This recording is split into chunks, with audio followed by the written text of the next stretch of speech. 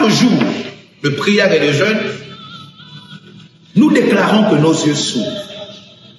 Nos yeux spirituels, nos yeux par la prière s'ouvrent, par le jeûne, par la sanctification, par la crainte de Dieu, par la méditation matinale et en soirée. Nos yeux s'ouvrent parce que le Saint-Esprit profite de cette occasion pour restaurer l'Église et nous restaurer. Merci Seigneur pour les miracles. Merci pour tes serviteurs.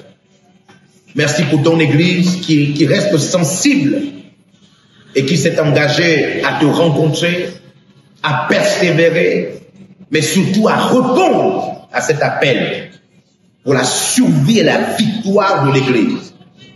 Nous te bénissons, Seigneur, dans le nom puissant de Jésus-Christ de Nazareth. Amen. Alors, nous sommes en train de prendre la Sainte Seine alors qu'il est 15 h heure du Gabon.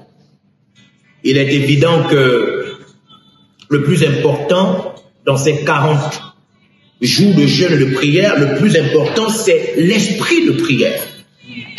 Alors pourquoi le plus important c'est l'esprit de prière? Mais c'est parce que il peut y avoir quelques inconvénients dus au jeûne.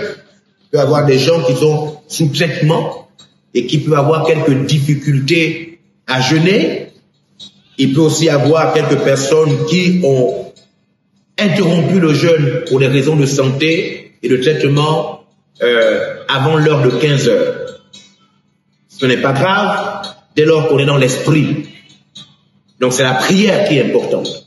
Toutefois, pour ceux qui peuvent joindre à la prière le jeûne, puisqu'il est écrit qu'un genre de démon, et nous pensons que les démons qui ont été aux commandes des Jeux Olympiques en France, à Paris, nous pensons que ce ne sont pas n'importe quels démons, ce sont des entités. Et donc le jeûne et la prière sont invités, n'est-ce pas, à être des actions du cœur pendant ces 40 jours de prière et de jeûne. Je crois qu'aujourd'hui nous sommes au 3e jour. C'est une grande signification parce que nous avons à l'idée la Trinité, le Dieu complet, le Dieu Père, Fils et Saint-Esprit. Et nous pensons que ce 3e jour est un jour sanctifié pour les autres jours. C'est un jour qui va sanctifier les autres jours. Alors je suis toujours dans 1 Corinthiens chapitre 11. Et hier, vous vous souviendrez que nous avons lu dans 1 Corinthiens chapitre 11, le verset 26. Il s'agissait pour nous, l'appel de l'apôtre Paul, d'annoncer, de proclamer, de confirmer à travers notre foi, n'est-ce pas, la mort et la résurrection du Seigneur. Paul dit qu'au moment où nous prenons la Sainte Seine, nous annonçons. Il ne dit pas que Jésus-Christ meurt de nouveau. Il dit nous proclamons. Bishop Dag, l'évangéliste Bishop Dag Ewan Mills, a écrit un livre sur ce qu'il faut proclamer, annoncer et déclarer. Yes. Alors, aujourd'hui, je voudrais, avant de prendre le pain du Seigneur et le jus, qui ne sont que des symboles de son corps et de son sang, je voudrais lire à partir du verset 27, il est écrit, c'est pourquoi celui qui mangera le pain ou boira la coupe du Seigneur indignement sera coupable envers le corps et le sang du Seigneur. Donc ici, il est évident que Paul va maintenant appeler le pain le corps de manière claire. Et ensuite, il va appeler le jus, il va l'appeler clairement le sang. Il va appeler la coupe du Seigneur. Donc nous sommes ici plus qu'à des symboles, en face de plus que des choses qui dépassent le symbolisme. On est là maintenant où le corps représenté par le pain et le jus représenté par le sang vont prendre leur forme spirituelle. L'acte que nous posons donc est un acte spirituel, puisque dans la Bible, on ne va pas parler de mutation, mais dans la Bible, le pain est désormais appelé le corps. Le jus est désormais appelé le sang. Il est important de comprendre que l'apôtre Paul utilise maintenant le cœur même de la foi, c'est-à-dire le langage spirituel. Parce que la foi n'est foi que pour ceux qui sont spirituels. La foi, c'est la manière de percevoir d'une personne spirituelle. Et Paul, dans ce passage, nous montre qu'on peut indignement toucher au corps du Seigneur. On peut indignement toucher au sang du Seigneur. Et voilà ce qu'il dit au verset 28. Il dit que chacun donc s'éprouve soi-même et qu'ainsi il mange du pain et boit de la coupe. Ces passages de manière historique ont amené l'Église à avoir une double attitude. Première attitude, c'est celle que nous connaissons de prendre le pain et de prendre le jus, corps et sang du Seigneur. Mais il y a une autre attitude ici, c'est de ne pas en prendre.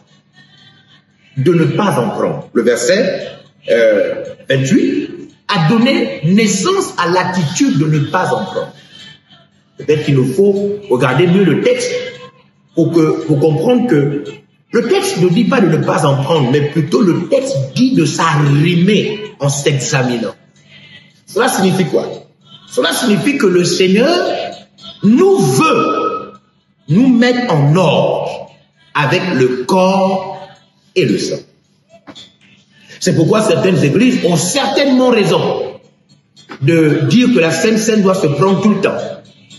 Tout le temps pourquoi? Mais tout le temps pour être toujours saint. Tout le temps pourquoi? Mais tout le temps pour être en accord avec le sang et le corps. Tout le temps pourquoi? Mais parce qu'il n'y a pas de raison d'être impur. Il faut toujours être en accord avec le sang et en accord avec le corps de Christ. Verset 29, celui qui mange et boit sans discerner. Une autre version de ce texte dit sans reconnaître. Une autre version dit sans respecter, considérer, sacraliser. Le corps du Seigneur mange et boit un jugement contre lui-même. Et voilà ce que je voudrais m'arrêter ce soir. Demain, par la grâce de Dieu, je ne sais pas où nous serons, mais nous serons toujours ou au travail, ou à l'école, ou au bureau quelque part, en train de terminer ce temps de jeûne et de prière par la Sainte Seine. Voilà ce que je voulais retenir. Dans le corps et le sang de Jésus, il y a un châtiment qu'on appelle le jugement. Ça signifie que ce pain, qui est le corps du Seigneur, qui représente le corps du Seigneur, et cette coupe, qui représente le sang de Jésus, transporte en eux un jugement. La main de Dieu travaille à travers le pain qui lui sert de corps et le jus qui lui sert de sang. Ces éléments ne sont donc pas seulement un aliment et un breuvage, mais plutôt des points de contact permettant à la puissance de Dieu de travailler.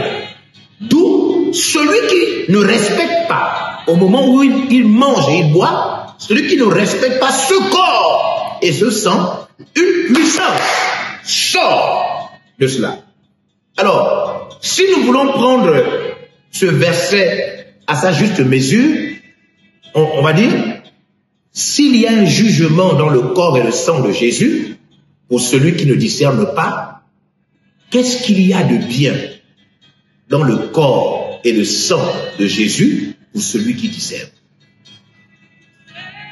Comme pour dire que la Sainte Seine n'est donc pas une chose juste symbolique.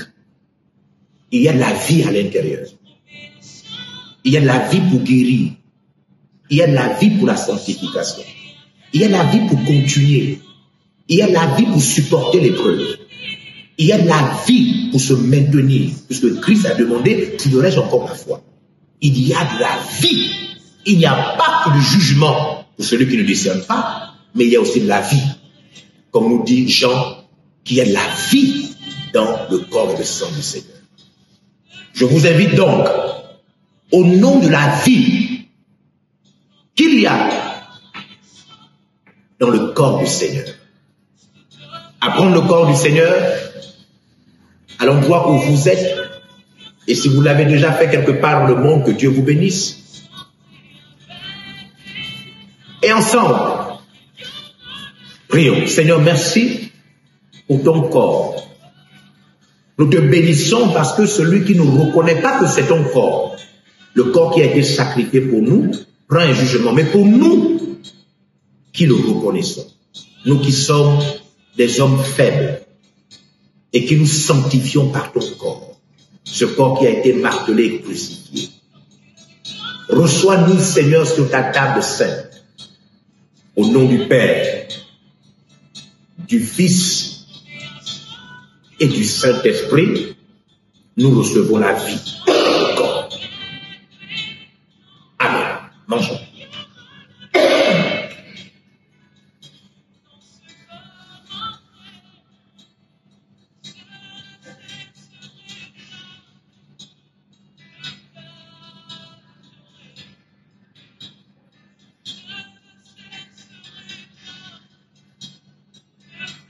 Paul, poussé par le Saint-Esprit, attribue le jugement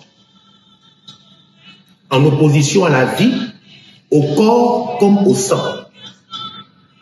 Voilà pourquoi nous prenons la coupe du Seigneur, déclarée comme étant la coupe de la nouvelle alliance, du sang versé pour nos péchés. Prions. Seigneur, merci pour cette coupe, une fois de plus, pour ces 40 jours de prière et de jeûne. Lave nos fautes, encore nos péchés. Transforme-nous en mettant en nous, par ce sang, un esprit de bonne volonté.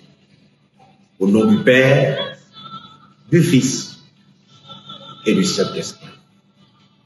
Amen.